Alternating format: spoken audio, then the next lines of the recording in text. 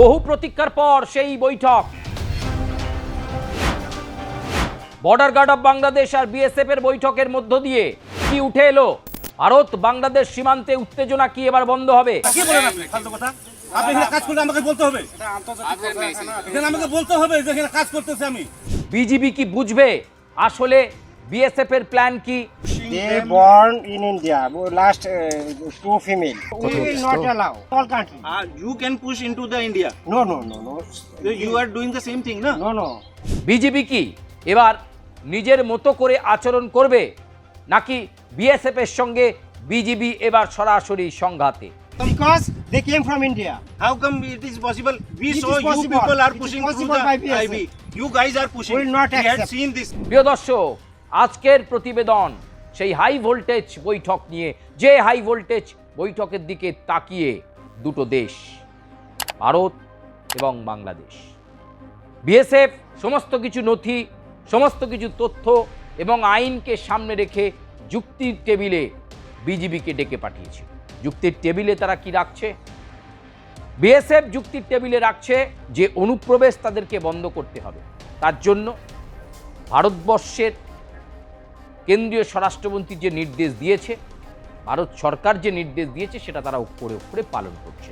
কিছু জায়গা এতদিন ধরে নন ফেন্সিং ছিল, কাঁটাতারবিহীন ছিল। ভারত জানে কোনটা তার সীমানা, সেখানে তারা কাঁটাতার লাগাবে। বিজিবি বাধা দিতে পারবে না।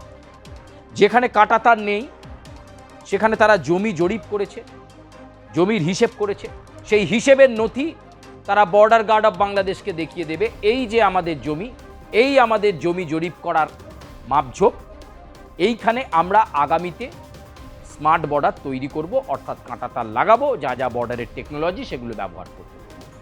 তোমরা বিরোধিতা করতে পারবে না, বর্ডার গার্ড অফ বাংলাদেশের কর্মীরা এসে বাধা দিতে পারবে না। আর কি বোঝানো হবে? পরিষ্কার জানিয়ে দেওয়া হবে যে আইনের মধ্য থেকে সমস্ত কিছুকে মেনে, আন্তর্জাতিক আইনকেও লঙ্ঘন না করে ভারতবর্ষ তার নিজস্ব সীমান্ত সুরক্ষাতে জোর দিয়েছে।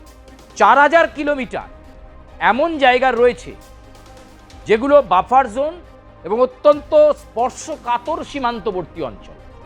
এমন অনেক জায়গা রয়েছে যেখানে ভৌগোলিক অবস্থানটা এতটা কঠিন, যেখানে খুঁটি পুঁতে কাঁটাতার দেওয়াটা সম্ভবপর নয়।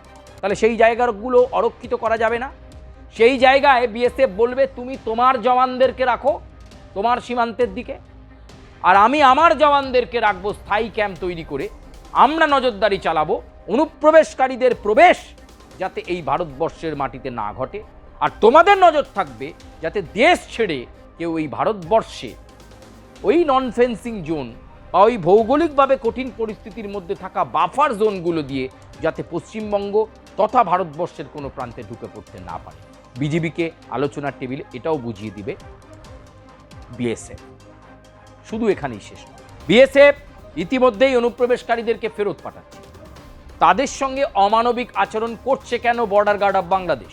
বাংলাদেশি নাগরিকদের গ্রহণ করতে, তাদেরকে মেনে নিতে কেন অস্বীকার বিজিবি? প্রশ্ন থাকবে বিএসএফ এর তরফ। আগামীতে সীমান্তের কোনো কাজে বিএসএফকে বাধা দিলে, যে কোনো করিডোরে, চিকেন স্নেক, শিলিগুড়ি, যে কোনো করিডোরে সীমান্তবর্তী অঞ্চলগুলোতে যদি বাধা দেয় বিজিবি, তাহলে বিএসএফ কিন্তু বিরাট বড় অ্যাকশন নেবে, উচিত শিক্ষা দিয়ে দেবে বিজিবিকে। এটাও আলোচনার টেবিলে থাকছে। আলোচনার টেবিলে থাকছে সীমান্তবর্তী অঞ্চলে নিরাপত্তা সুনিশ্চিত করার বিষয়টা। বাংলাদেশের মতো নিরাপত্তা সুনিশ্চিত করবে, ভারতবর্ষের বিএসএফ নিশ্চিত করবে। তারা অক্লান্ত পরিশ্রম করছে এবং কেন্দ্রীয় স্বরাষ্ট্রমন্ত্রী সম্প্রতি বলেছেন যে আমরা নিশ্চিন্তে ঘুমোতে পারি, কারণ আমাদের দেশে যারা সীমান্ত সুরক্ষার দায়িত্বে থাকে সেই সমস্ত জওয়ানরা অত্যন্ত বরিষ্ঠতার সঙ্গে দায়িত্ব পালন করছে। সেই সীমান্তগুলোকে আরও সুরক্ষিত করতে হবে। ফলে এমন একটা জায়গায় দাঁড়িয়ে এই হাই ভোল্টেজ বৈঠক, সেটাও আবার দিল্লিতে, রাজধানীতে, যেখানে বর্ডার গার্ড অফ বাংলাদেশের শীর্ষ কর্তারা এবং বাংলাদেশের কূটনৈতিক স্তরের গুরুত্বপূর্ণ ব্যক্তিরা এবং বিএসএফের শীর্ষ কর্তারা এবং কূটনৈতিক স্তরের ব্যক্তিদের মধ্যে এই বৈঠক অত্যন্ত তাৎপর্যপূর্ণ হবে। এবং ভারত লাস্ট মিটিং মিনিটে এটাও জানিয়ে দেবে যে এইটা আমরা সাবধান করে দিলাম, বলে দিলাম, আগামীতে যদি দেখা যায় যে কোনো সীমান্তে বিজিবি বাধা দিচ্ছে, তাহলে ফুল অ্যাকশনে চলে যাবে বিএসএফ, একদম যুদ্ধং দেই মেজাজে চলে যাবে। এইটা সাবধান করে দেওয়া হবে বর্ডার গার্ড অফ বাংলাদেশ। এবং এরকম একটা প্রেক্ষাপটের মধ্যে অত্যন্ত গুরুত্বপূর্ণ এই বৈঠক, এবং এই বৈঠকের নির্যাস কী হলো সেটাও কিন্তু কেন্দ্রীয় স্বরাষ্ট্রমন্ত্রী অমিত শাহের কাছে পৌঁছে যাবে। অত্যন্ত গুরুত্বপূর্ণ এবং তাৎপর্যপূর্ণ এই বৈঠক। তবে এটাও ঠিক, এই মুহূর্তে ভারতবর্ষ বিজিবির মনটাও বুঝতে চাইছে, বর্ডার গার্ড অফ বাংলাদেশ ঠিক কী বলতে চাইছে। সীমান্তে যখন জরিপ করতে যাচ্ছে বিএসএফ বা কোনো কিছু কাজ করতে যাচ্ছে, তারা কেন এসে বাধা দিচ্ছে, তারা পাল্টা যুক্তি কী দেয়, তাদের বক্তব্য পাল্টা কী থাকে, সেইটার দিকেও কিন্তু নজর রাখাটা অত্যন্ত জরুরি। এবং বর্ডার গার্ড অফ বাংলাদেশ কেন অনুপ্রবেশকারীদেরকে, অর্থাৎ অ্যাকচুয়াল যারা বাংলাদেশি তাদেরকে ফিরিয়ে নিচ্ছে না কেন, কী প্রমাণ করতে চাইছে বিজিবি? তাদের আকাট্য তথ্য প্রমাণেই পরিষ্কার হয়ে গেছে তারা বাংলাদেশ থেকে এসেছেন, আর আপনারা বলছেন আমাদের কাছে অর্ডার নেই। অথচ সেই বাংলাদেশিরা ভয়ে বিএসএফের সহায়তায় বর্ডার টপকালেও তাদেরকে নো ম্যানস ল্যান্ডে থাকতে হচ্ছে, জঙ্গল বনাঞ্চলের মধ্যে কাটাতে হচ্ছে, তারা ফিরতে পারছে না নিজেদের দেশে। এইটা কোন রুলস অ্যান্ড রেগুলেশনে লেখা আছে সেটা বর্ডার গার্ড অফ বাংলাদেশকে পরিষ্কার করতে হবে। এটা অত্যন্ত তাৎপর্যপূর্ণ। এবং বাংলাদেশের সেনা প্রধান ওয়াকারুজ্জামানের ওপরও কিন্তু একটা চাপ তৈরি হয়ে যাবে এই 8ই জুনের বৈঠকের পর।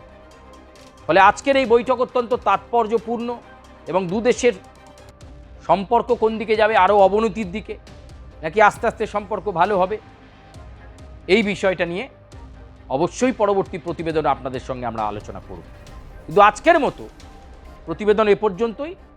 আপনারা লাইক করবেন, সাবস্ক্রাইব করবেন, বেল আইকনে প্রেস করবেন, এবং অবশ্যই আপনারা আপনাদের সুচিন্তিত মতামত আমাদেরকে জানাবেন কমেন্ট করে। কি ধরনের আপনারা কন্টেন্ট চাইছেন দেখতে, দেশের কোনো খবর চাইছেন, রাজ্যের চাইছেন, না সর্বাঙ্গীন খবর চাইছেন, আপনারা আমাদেরকে জানাবেন। আমরা চেষ্টা করব আপনাদের কাছে সঠিক তথ্য পৌঁছে দেওয়ার জন্য। আপাতত বিদায়, দেখা হচ্ছে পরবর্তী প্রতিবেদন।